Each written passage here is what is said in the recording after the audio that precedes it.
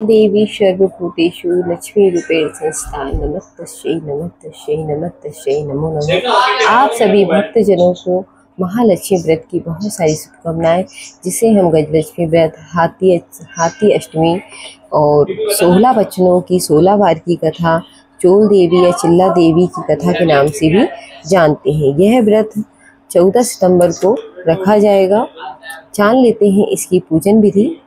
हाथी, कलावा, फल, सिंदूर, सूत्र 16 गांठ का, 9 वेद, हल्दी, लक्ष्मी जी की प्रतिभा, कलश, केले के खंबे, चावल, कपूर, गुलाल, धूप, पान, तुलसी दल, श्रीफल, बंधन बार, केसर, दीप, चौकी, चंदन, पंचामृत का सामान, पंचपल्लव, अबीर, दूध, दही, वस्त्र, चूड़ियाँ, शहद, शक्कर, पुष्पमाला, मेवा, मिठाई, दक्षिणा द्रव्य आदि। ये सब पूजा विधि है।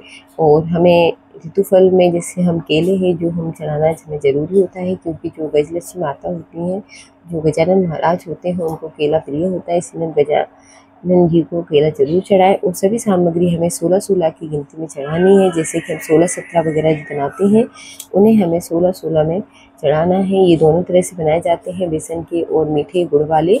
तो हमें इन्हें दोनों तरफ बनाना है। 16 ही हमें पूड़ियाँ बनानी है यहाँ पर, 16 हमें दीपक बनाना है। 16 दीपक से ही हमें माता लक्ष्मी जी की आरती करनी है और पूजन करनी है। और माता लक्ष्मी को खीर बहुत प्रिय होती है, तो आपको चावल की खीर भी ज़रूर बनाना है, और जिससे माता रानी को भोग लगाइएगा। और 16 ही हमें छोटी छोटी जो अठवाई होती है उन्हें बनाना है। माता जी के सामने हमें 16 पूड़ियों को रखना है, जिनके ऊपर हमें जो 16-17 बनाना है उन्हें भी 2-2 की क्वांटिटी में इन 16 पूड़ियों के ऊपर रख देना है। 16 पूड़ियों को हम 8 जगह जमाएंगे 2-2 की क्वांटिटी में। तो लाइन से हम इनको जमा देंगे माता जी के सामने। और साइड में हम रखेंगे एक श्रीफल यानी कि नारियल, ऋतुफल, केला, एप्पल, जो भी आपके पास है आप वो रख दीजिए। सुहाग की सभी सामग्री हमें रखना है। और जो गुड़ का आटा लगाया है हमने, बेसन का आटा लगाया, उससे हमें सोने और चांदी की ज्वेलरी माता जी के लिए और गजानन महाराज के लिए हमें बनानी है और उनको अर्पण करनी है। और नीचे थोड़ा सा गेहूँ रखने के बाद उसमें पटा रखेंगे, चौक डालेंगे, जिस पर हम गजानन महाराज की जो प्रतिमा हमने बनाई है गजलक्ष्मी की, उसे हम स्थापित करेंगे। और उसके बाद हम सबसे पहले गणेश जी का पूजन करेंगे, फिर गजानन महाराज का पूजन करेंगे, और फिर माता लक्ष्मी का पूजन करेंगे। और पूजा में जो त्रुटि हुई है उसके लिए हम माता रानी से माफ़ी मांगेंगे पूजा के अंत में। और अच्छी तरह से पूजा करने के बाद हमें माता जी का बोलना है कि हे माता जी, मैं आपका पूजन कर रही हूँ, तो आप हमारे घर में पधारिएगा, हमारी पूजा में सम्मिलित होइएगा। और इस तरह से माता रानी से विनती करके हमें पूजा करने के बाद कथा को सुन लेना है, श्रवण कर लेना है, पढ़ लेना है। जैसा भी आप करते हैं वैसा कर लीजिएगा। तो चलिए अब मैं आपके लिए आपको सुना देती हूँ महालक्ष्मी व्रत पूजन की कथा, जो कि इस तरह रहेगी। और इसके पहले अगर आप मैं श्री महालक्ष्मी का जो व्रत की जो विधि है वो भी आपको बता देती हूँ। तो इस व्रत के विषय में पुराण में लिखा हुआ है, यह माया, प्रकृति और शक्ति आदि नामों से तीनों लोकों में जो महालक्ष्मी देवी है उनको प्रसन्न करने के लिए यह महान व्रत है। इस व्रत को भादों के शुक्ल पक्ष की अष्टमी से कुआर कृष्ण पक्ष की अष्टमी तक किया जाता है। जैसा कि मैंने आपको बताया कि ये जो व्रत है 31 अगस्त से स्टार्ट हो गया था। और बहुत सारे लोग जो व्रत रखते हैं वो रख लेते हैं, और जो नहीं रख पाते हैं वो लास्ट दिन यानी कि कल ही व्रत करके विधि विधान से पूजन करते हैं और इसका पूरा फल प्राप्त करते हैं। तो इसके बाद क्या लिखा है इसमें, व्रत प्रारंभ करने के दिन 16 बार कुल्ला करके स्नान आदि से पवित्र हो, स्वच्छ वस्त्र धारण करें, कलावे का सूत्र लेकर उसमें 16 गांठ लगावें और चमेली, पुष्पों, धूप, दीप, सुगंधित पदार्थ के मध्य रखें। सूत्र की 16 गांठ को महालक्ष्मी नमः मंत्र से अभिमंत्रित करें, यानी कि आपको जो धागे में 16 गांठें लगानी है उसको हर एक गांठ को बोलने में हमें महालक्ष्मी नमः मंत्र को बोलना है। यानी कि हमें 16 गांठों के साथ साथ 16 बार इस मंत्र का जाप करना है और अपनी कामना पूर्ति की प्रार्थना करते हुए उसे अपने हाथों में बांधें। स्त्री को बाएं हाथ में तथा पुरुषों को दाएं हाथ में बांधना चाहिए। इसके पश्चात अपने हाथ में जल लेकर इस व्रत को करने का संकल्प करें तथा महालक्ष्मी देवी का ध्यान करते हुए प्रार्थना करें कि मैं आपकी सेवा में भक्ति पूर्वक तत्पर रहकर इस महाव्रत का पालन कर सकूं तथा उसे निर्विघ्न रूप पूर्ण कर सकूं। ऐसी शक्ति और धीरता मुझे प्रदान कीजिए। फिर दूबा के पौधे जल में भिगो कर अपने सिर, हाथ, पाँव का मार्जन करें तथा दूब और अक्षत हाथ में रखकर कथा सुने और पढ़ें। इस प्रकार 15 दिन तक नित्य दूबा तथा अक्षत हाथ में लेकर कथा सुनते रहें। 16वें दिन वदी अष्टमी को सायकाल स्नान कर सफ़ेद वस्त्र पहने और अत्यंत सुंदर मंडप बनाकर लक्ष्मी जी की सुंदर प्रतिभा अष्ट श्वेत कमल दर पर दोनों ओर 2 हाथी की मूर्तियां सहित पधारवे। हम पंचामृत से मूर्ति को स्नान कराएं। इस प्रकार षोडशोपचार द्वारा पूजन करें। किसी विद्वान पंडित से कराएं। महालक्ष्मी देवी का आह्वान करें, ध्यान से स्तुति करें। व्रत ब्राह्मण ब्राह्मणियों को भोजन कराएं तथा उन्हें यथाशक्ति दान देवे। पूजा में हवन, चालीसा पाठ, आरती आदि भी की जाती है। उद्यापन करते समय इन सबके अतिरिक्त खाने की वस्तुएं नए सूप में 16-16 की संख्या में रखते हैं तथा दूसरे सूप से ढककर महालक्ष्मी जी को अर्पण करते हैं और 16 ब्राह्मणियों को भोजन करा के दान दक्षिणा देकर विदा करते हैं। इसके पश्चात स्वयं भोजन करें। तो चलिए अब सुन लेते हैं महालक्ष्मी व्रत की कथा, जो कि इस प्रकार है। एक समय धर्मराज युधिष्ठिर ने श्री कृष्ण भगवान से प्रसन्नचित देखकर कहा कि हे त्रिलोकनाथ, समस्त ऐश्वर्य के स्वामी, आप कृपा कर कोई ऐसा व्रत बताइए जो सब व्रतों में श्रेष्ठ हो, ऐश्वर्य सुख देने वाला हो। व्रत को करके मनुष्य नाना प्रकार के सुख, स्त्री पुत्र, आयु, महल, हाथी घोड़ा आदि का फल भोग सके। श्री कृष्ण बोले, हे राजन सुनो, सतयुग में जब वृतासुर आदि असुरों ने स्वर्ग पर अपना अधिकार कर लिया था, तब दुखी हो इंद्र ने ऐसा ही प्रश्न देवर्षि नारद से पूछा था। यह सुन नारद जी बोले कि हे देवराज, मैं तुमको एक ऐसा उपाय बताता हूँ जो सर्व मंगलकारी है। इस विषय में एक वृतांत सुनो। प्राचीन काल में एक बहुत सुंदर अपूर्व नगर था। वहाँ की भूमि बड़ी रमणीक थी। तरह तरह के रत्नों से विभूषित भूमि एवं पर्वत थे। यहाँ सुंदर चंचल नेत्रों वाली स्त्रियों के बाण रूपी कटाक्ष से कामदेव तीनों लोगों को वश में करता था। उस नगर में चारों पदार्थ धर्म, अर्थ, काम, मोक्ष थे। उसकी विचित्र रचना देखकर विश्वकर्मा जी भी लज्जित होते थे। उस नगर में मंगलसेन नाम का एक राजा राज्य करता था। उसकी चिल्ला देवी और चोल देवी नाम की 2 रानियां थीं। एक दिन राजा अपनी प्रिय रानी चोल देवी के साथ अपने महल की छत पर बैठा हुआ था और वहां से उसने समुद्र के जल से घिरा हुआ एक रमणीक स्थान देखा। उसे देख राजा प्रेमातुर हो अपनी प्रिय रानी चोल देवी से बोला, हे सौमुखे, देखो, यहाँ पर तुम्हारी प्रसन्नता के लिए नंदन वन को लज्जित करने वाला एक सुंदर बाग लगवाऊंगा। अपनी प्रिया के प्रश्नार्थ राजा ने बगीचा लगवा दिया। कुछ दिन बाद वह बाग वृक्षों, लताओं, फल फूल और रंग बिरंगे पक्षियों की चहचहाहट से अपनी अद्भुत छटा दिखाने लगा। एक दिन उस बाग में बड़ा भयंकर प्रलय काल के समान एक सुअर आया। उसने सारे बगीचे को नष्ट कर दिया। बहुत से बाग के रक्षक भी मार गिराए। कुछ रक्षक उसके भय से व्याकुल हो अपनी जान बचाकर राजा के पास पहुंचे और राजा से सारा हाल कहा। यह सुन राजा बड़ा कुपित हुआ और सेना से बोला, तुम शीघ्र वहां जाकर उस भयंकर सुअर को मार डालो। राजा की आज्ञा पास सेना चल दी और घोड़े के पास बैठकर राजा भी चल दिया। चारों ओर से बगीचे को घेर कर राजा ने सैनिकों को कहा कि जिस मार्ग से सुअर निकल भाग जाएगा और उस मार्ग का कोई भी रक्षक उसे ना मार सकेगा तो मैं उसका सिर काट डालूंगा। तथा बाग के चारों ओर राजा स्वयं अपना घोड़ा अड़ाकर खड़ा हो गया। देव योग से वह सुअर राजा से ही निकल कर भाग गया। राजा बड़ा लज्जित हुआ और घोड़े को चाबुक से मारता हुआ उसका पीछा करने लगा। पीछा करते करते वह सिंह, बाघ आदि हिंसक जीवों से युक्त घोर जंगल में पहुंच गया। वहां ताल, तमाल, हिताल, साल, अर्जुन, लता आदि के वृक्ष थे। राजा जंगल की ओर उसे देखने लगा। आगे चलकर सुअर राजा के सामने आया। राजा ने देखते ही उसको भाला मार दिया और भाले के लगते ही वह सुअर ने अपना शरीर छोड़ दिया। वह सुंदर गंधर्व शरीर धारण कर विमान में बैठ अपने लोक को जाते हुए राजा मंगलसेन से बोला, हे पृथ्वीपति, आपका कल्याण हो। आपने मेरा उद्धार किया। अब मैं आपको अपने श्राप की कथा सुनाता हूँ। मैं चित्ररथ नाम का गंधर्व हूँ।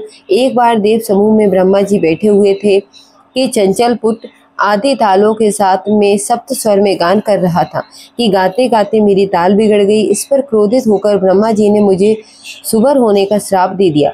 फिर प्रार्थना करने पर उन्होंने कहा, तेरा उद्धार धर्मात्म राजा मंगलसेन के हाथों होगा। अतः मैं अधर्म योनि को छोड़कर अपने गंधर्व स्वरूप को प्राप्त हो गया हूँ।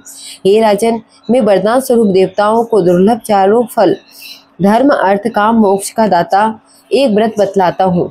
यह व्रत श्री महालक्ष्मी जी का है। इसके प्रभाव से आप चक्रवर्ती राजा होंगे। अब आप अपनी राजधानी वापस जाइए। नारद जी बोले, हे इंद्र, इस प्रकार कह गंधर्व अंतर्ध्यान हो गया। राजा मंगलसेन अपनी राजधानी को वापस लौटे कि मार्ग में उन्हें बगल में मृग चर्म लिखे हुए एक ब्राह्मण पुत्र अपनी ओर आता नजर पड़ा। राजा मुस्कुराते हुए बोला, हे बटुक, तुम देवता, दैत्य, गंधर्व अथवा राक्षस, इनमें से कौन है? मुझे सच सच बता दें जो आप इस घनघोर जंगल में आए हैं। यह सुन ब्राह्मण पुत्र राजा को आशीर्वाद देते हुए बोला, हे राजन, मैं आपके ही देश में पैदा हुआ हूँ और आपके साथ साथ ही यहाँ आया हूँ, अतः मुझे यथोचित आज्ञा दीजिए। भगवान श्री कृष्ण बोले कि हे धर्मराज, इस प्रकार उनके पूछने पर राजा ने कहा, हे विप्र, तुम्हारा नाम आज से नूतन होगा। अब तुम किसी सरोवर में से ठंडा जल लाओ। राजा की आज्ञा पा वह नूतन राजा को एक सुंदर वृक्ष के नीचे बैठाकर अपने घोड़े पर सवार हो जल की खोज में चल दिया। आगे चलकर उसने रंग बिरंगे पक्षी देखे। वह वहीं पर चल पड़ा। थोड़ी देर में वह सरोवर के पास पहुंच गया। यह सरोवर बहुत ही रमणीक था। ऐसा प्रतीत होता था कि यहाँ भगवान नारायण का ही निवास स्थान है। सुंदर सुंदर कमलों से सुशोभित, चक्रवाक आदि पक्षियों से युक्त, तेज हवा से उठने वाली लहरों को शांत करने वाला, मीठे जल वाला, महर्षि अगस्त्य की तृष्णा शांत करने वाला, शीतल जल से परिपूर्ण था। जैसे ही वह आगे बढ़ा कि उसका घोड़ा कीचड़ में फंस गया, अतः घोड़े से उतरकर सरोवर के चारों ओर देखने लगा। समीप ही उसने सुंदर सुंदर वस्त्र आभूषणों से सुसज्जित मृग नयनी स्त्रियों को देखा, जो मधुर ध्वनि में मंगल गान करती हुई पूजा कर रही थी। नूतन अपने दोनों हाथ जोड़े स्त्रियों के पास जाकर विनम्र से बोला, हे माताओं, आप सब बड़ी श्रद्धा पूर्वक किसकी पूजा कर रही हैं और इसकी क्या विधि है तथा क्या फल है? सच सच मुझे बतावे। नूतन की मधुर वाणी सुन वे बोली, हे विप्र, भक्ति भाव से श्रद्धा युक्त होकर सुना। जो भगवती माया, प्रकृति और शक्ति नाम से प्रसिद्ध है, हम उसी महालक्ष्मी का व्रत कर रही हैं। उस व्रत की कथा तुम भी सुनो। हे ब्राह्मण, यह व्रत भद्रपद महीने की शुक्ल पक्ष अष्टमी से आरंभ होता है। इसी दिन प्रातः काल उठकर 16 बार हाथ पांव और मुंह धोकर 16 धागों से युक्त एक डोरी या कलावा लेकर उसमें 16 गांठ लगावे। चमेली के पुष्प, कपूर, धूप आदि सुगंधित पदार्थों से प्रत्येक गांठ की पूजा करें और महालक्ष्मी नमः इस मंत्र से 16 बार अभिमंत्रित कर श्री लक्ष्मी जी से प्रार्थना करें कि हे महालक्ष्मी, आप हमें धन, धान्य, पृथ्वी, धर्म, कीर्ति, आयु, यश और शोभा तथा हाथी घोड़े पुत्र दो। हे विप्र, इस प्रकार ध्यान करते हुए उस सूत्र को पुरुष अपने दाहिने अंग में और स्त्री अपने बाएं अंग में धारण कर 16 दूबा के पौधों और अक्षत लेकर कथा सुने। इस प्रकार भादो सुदी से लेकर अश्विनवदी अष्टमी तक नित्य प्रति कथा सुनना चाहिए। पश्चात अष्टमी के दिन रात्रि के समय जितेंद्रिय व्रतकर्ता को स्नान कर वस्त्र धारण करके पूजा गृह में जाना चाहिए और पूर्व की ओर मुख करके पवित्र आसन पर बैठकर सफेद मोतियों से युक्त अष्टदल का कमल बनावे। उस पर कमलासन मंद मंद मुस्कान करती हुई शरद चंद्र की तुल्य कांतिवान चतुर्भुजी, दोनों हाथों में कमल लिए हुए, श्वेत वर्ण धारणी, आभूषणों से विभूषित, अभय वर देने वाली, दोनों ओर हाथियों की सूंड के जल से सींचे जाने वाली महालक्ष्मी जी का ध्यान करके कपूर, अगरबत्ती, चंदन से भगवती का आह्वान करें कि हे महालक्ष्मी, भगवान विष्णु के पास से आप यहाँ आए। आपके लिए ही मैंने षोडशोपचार पूजन सामग्री एकत्र की है। हे विप्र, इस प्रकार 16 दिन समाप्त होने पर व्रतकर्ता को श्रद्धा अनुसार उद्यापन करना चाहिए। उद्यापन विधि इस प्रकार है। स्वर्ण के पात्र से गऊ के सींग मड़वाकर तथा सोने एवं अन्न, वस्त्र आदि किसी वेद पाठी ब्राह्मण को दान दे। यदि इतना ना हो सके तो यथाशक्ति द्रव्य दे दे, अथवा 16 ब्राह्मणों को जिमाकर वस्त्र आदि की दक्षिणा देवे। हे विप्र पुत्र, हमने तुमको सर्वोत्तम व्रत बतला दिया है, जिसके करने मात्र से इच्छित फल प्राप्त होता है। इस व्रत को तुम करो, अपने राजा से कराओ तथा जो श्रद्धा से करना चाहे उसे भी कराओ। भगवान बोले, हे दुष्टिर, इस प्रकार व्रत को स्त्रियों के मुख से सुनकर नूतन बड़ा प्रसन्न हुआ और उनको प्रणाम कर अपने घोड़े को कीचड़ में से निकालकर ठंडा पानी पिलाया और पानी और कमल के पत्ते का दोना बनाकर उसमें पानी ले घोड़े पर बैठ राजा के पास आया। राजा को जल पिलाकर नूतन बोला कि हे राजन, आज मैं यहाँ पर जो कुछ स्त्रियों से सुनकर आया हूँ उसे ध्यान से सुनो। उपरोक्त हाल नूतन ने राजा को सुना दिया और व्रत को नूतन और राजा दोनों ने किया। तदुपरांत राजा ब्राह्मण को साथ ले घोड़े पर सवार हो अपने नगर को चल दिया। राजा का आना सुनकर सब नगरवासी बड़े प्रसन्न हुए और भेंट आदि वस्तु लेकर बाजे के साथ राजा की अगवानी करने लगे। चारों ओर घंटा और घड़ियालों के स्वर होने लगे। ऐसा मालूम होता था कि खुशी के मारे सारा नगर नाच रहा है। 16 श्रृंगार किए गजगामिनी स्त्रियां भी मंगल गीत गाती हुई राजा की अगवानी को आईं। नगरवासियों द्वारा सत्कार किया गया। राजा ब्राह्मण कुमार नूतन के साथ घोड़े पर से उतरकर अपने महल में रानी चोल देवी के पास गया। रानी चोल देवी राजा के हाथ में सूत्र बंधा देख क्रोधित हुई, परंतु क्रोध को छुपाकर विचार करने लगी कि राजा शिकार के बहाने किसी अन्य स्त्री से प्रेमालाप करने लगे हैं। इसी कारण इनकी बाह पर उस स्त्री ने अपने सौभाग्य के लिए यह डोरा बांध दिया है और साथ ही मुझे दिखाने के लिए इस ब्राह्मण को भेजा है। अतः क्रोधित हो उसने डोरे को राजा की बाह में से तोड़कर फेंक दिया। राजा उसकी करतूत को ना समझ सका, क्योंकि वह सेवकों और मंत्रियों को जंगल का सारा हाल बता रहा था। उसी समय राजा की दूसरी रानी चिल्ला देवी की एक दासी राजा को देखकर वहां आई। उसने भूमि पर पड़े उस डोरे को उठा लिया और ब्राह्मण से डोरे के बारे में सारा विवरण पूछा।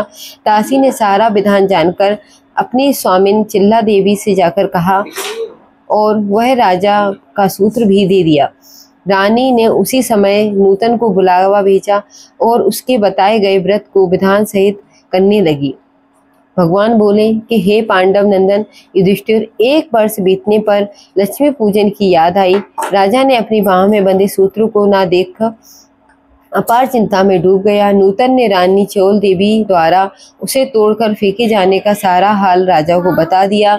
यह सुन राजा क्रोधित हो रानी चोल देवी से बोला, अरे दुर्बुद्धे, अब मैं तेरे महल में लक्ष्मी पूजन ना करके रानी चिल्ला देवी के महल में लक्ष्मी पूजन करूंगा। यह कहकर राजा चिल्ला देवी के महल को गया। इसी बीच लक्ष्मी जी बुढ़िया का रूप बना परीक्षा लेने के लिए रानी चोल देवी के घर गई। रानी चोल देवी उसका निरादर करते हुए बोली, अरे दुष्ट, तू कौन है? मेरे घर में कैसे आई? चल भाग यहाँ से। इस प्रकार लक्ष्मी जी रानी चोल देवी से अपमानित होने पर उसे श्राप देती हुई बोली, हे मूर्ख, तूने मेरा अपमान किया है, अतः तू सुअरमुखी हो जा और आज से इस मंगलपुर का नाम कोलपुर हो जावे। फिर वृद्धा रूप लक्ष्मी जी वहां से चलकर परीक्षा लेने के लिए चिल्ला देवी के महल में गई। वहां रानी ने उनका बड़ा सम्मान किया। रानी से सम्मानित हो लक्ष्मी जी ने वृद्धा का रूप त्याग साक्षात अपना लक्ष्मी स्वरूप धारण कर लिया।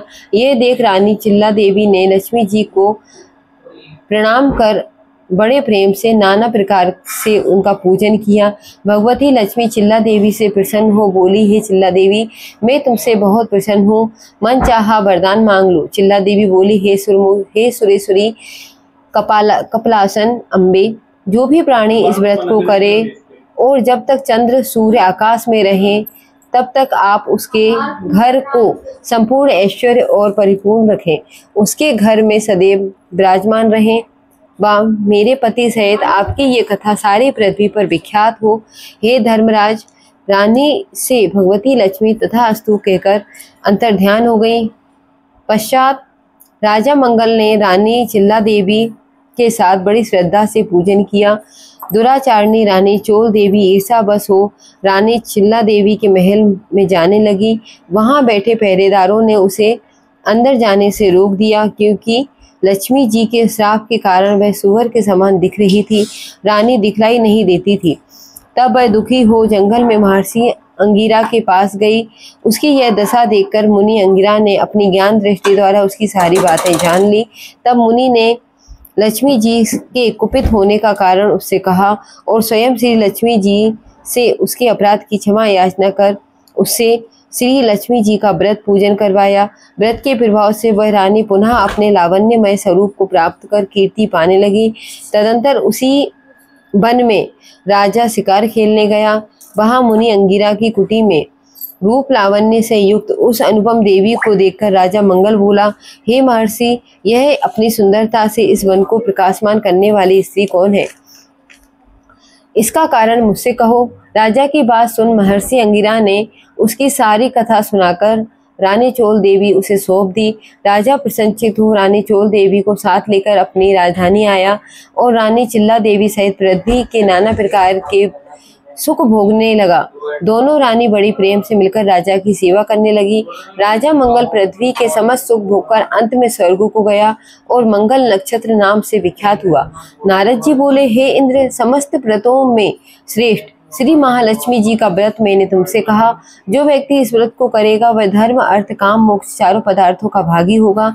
अतः तुम भी इस व्रत को करो, जिससे धन धान्य भूमि कीर्ति आयु यश शोभा घोड़ा हाथी पुत्र पुत्रादि आदि प्राप्त हो और तुम्हारी कीर्ति फैलती रहे। इंद्र नारद को प्रणाम कर अपने लोक को गया और व्रत किया।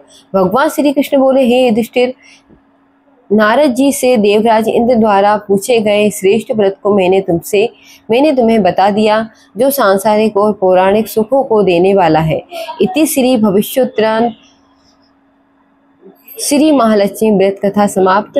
बोलिए गजानन महाराज की जय, बोलिए महालक्ष्मी माता की जय।